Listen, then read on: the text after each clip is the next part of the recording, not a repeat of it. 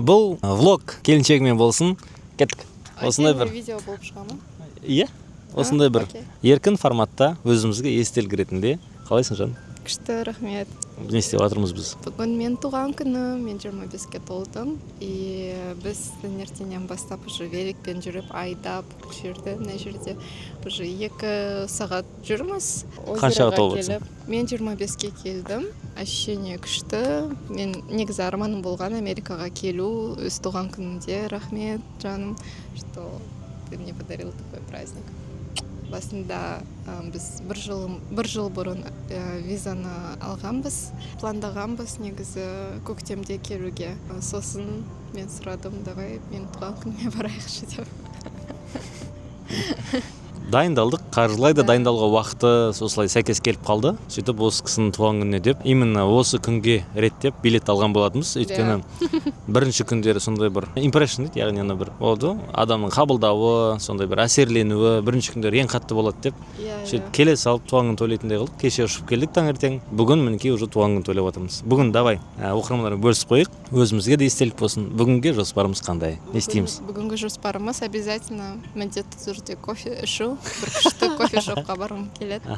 Starbucks болсын, басқа да болсын, негізі бүгін басқа кофе-шопқа барғым келеді. Прям specialty кофе ішкім келіп тұр. Стандартный, понятный Starbucks емес, бір ерекше, иә? Какой-то бір қияли. Американецтер жақсы көретін кофейнялар бар ғой, сондай жерге барғым келеді. Сосын магазинге бару.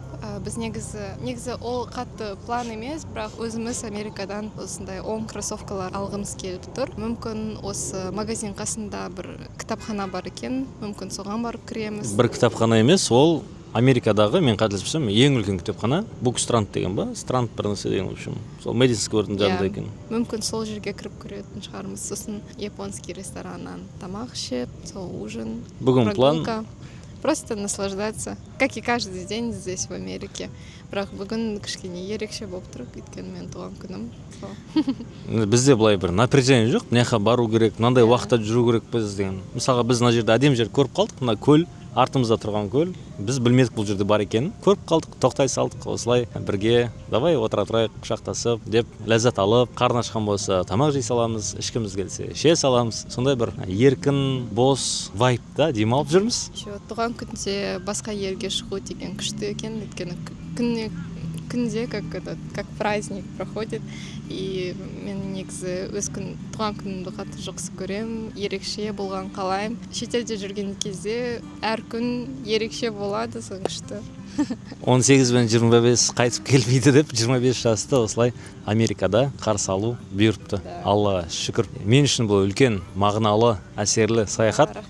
Өйткені мен 2017 жылы бұл жаққа тапсырған кезде маған отказ берген. Тем более ол кезде біз work and travelмен, яғни бұл жерге келіп жұмыс жасауға сағатына $8 төлейді екен. Мына штат сағатына $10 төлейді екен деп соны армандап жүрген жас бала едік. Қазір Аллаға шүкір осылай еркін саяхаттау, отбасыңмен, қалаған жерде, таза жерде, сапалы. Негізі визаны күтпеген жерден алдық.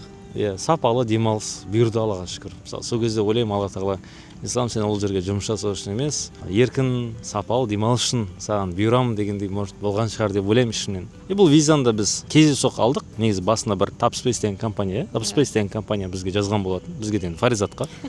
Осындай да осындай визаны сіздерге жасап береміз, аласыңдар ма деп басында өзімізше түсінбедік. Қойшы керек емес қой деп. Содан кейін бір ұсынып тұрса, Инстаграмның күші. Солай бір ұсынып тұрса, неге отказ беріп жатырық деп тапсыра салып едік, бізге берді. Басында өзінше болып қалдық негізі, потому что мы не планировали, и ойымызда керек емес нәрсе. Керек емес сияқты нәрсе болды, зачем? Керек емес қой бізге виза. Я сказала, нет, давайте, если что, потом напишу тебе. Потом исламға айтам, маған сондай жазды. И мы только через месяц им написали, бір ай бойы, то есть даже ойға келген жоқ, а давай, барайық. Просто, кажется, таныстарды көрдік па Америкадан, и такие, мы же тоже можем попробовать. Почему у нас такие ограничения были, что это нам не надо, деген сияқты. Как будто Америкаға только жұмыспен или бір учебамен бару керек. Необходимостьпен бар. Да, необходимость болған жоқ, и поэтому мы даже не планировали. А так можно, оказывается, просто поехать и отдыхать без какой-то цели. Что, керемет. Tapspace'ке рахмет, өйткені қыздары прям оперативно жұмыс істеді и просто подсказали, қалай істеу керек. Ол кісіге рахмет, бір жыл бұрын алған болатынбыз. Бұл видео рекламалар төлеген жоқ. Біз ішімізден рахмет айтып отырмыз, өйткені әсерленіп жатырмыз.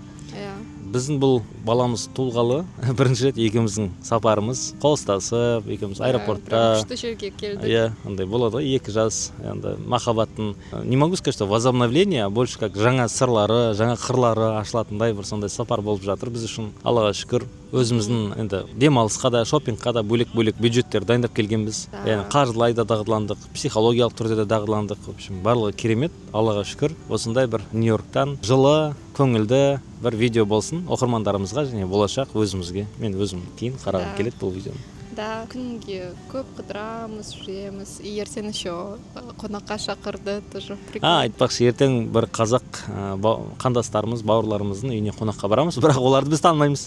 Да, это вот инстаграмның күші. Инстаграмның күші. Мен оқырмандарым көбісі Қазақстанда, бұл кісінің оқырмандары көбісі шетелде, әлемде. Крутой ғой. Негізі Америкадан уже бірнеше қыз жазды. Болды, мақтана бермейсің сен. Мне приятно, я хочу это запомнить, этот момент. Это очень приятно, когда тебе пишут, когда ты находишься там где-то в Америке, и они спрашивают, а вы приедете в Чикаго, а вы приедете в Лос-Анджелес, а если вы будете в Бостоне, давайте попьем кофе деген сияқты. Кеше просто жазды, познакомиться, я такая, да, давайте попьем кофе. Біздің үйімізге келіңіз ужинға. Я не знаю, негізі ондай легкий на подъем адам емеспін, прям барып біреудің үйіне отырып алып шай ішіп, типа незнакомцыларға. Осы кісінің арқасында визаны да алдық, енді Құдай қаласа Нью-Йоркта да жаңа үйлерді. Это просто описываете ощущения, потому что мне, правда, непривычно, да, незнакомых людей просто в чужой стране пойти в гости, типа, ну, чуть тревожно реально, но я думаю, что все будет прикольно. Классно. Осы кісінің арқасында енді барып тамақ жейміз, адамдармен танысамыз. Ну, реально же. Сен арқанда ғой. Визаны да сен арқанда алдық. Мен басыма ойыма кірмеген, мысалы. Саған жазды, сен ұсындың, мен потом барып ойланып, давай дедік, сонымен осылай келдік. Да, у меня, сен туғанға келдік енді. Рахмет.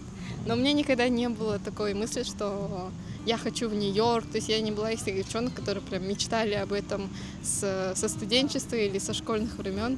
То есть у меня как-то не было этой опции. Такое ощущение, что это все там для других или же... Да, короче, я вообще об этом не думала. И когда мне об этом написали, я об этом тоже как-то всерьез не воспринимала, как будто мне это не надо.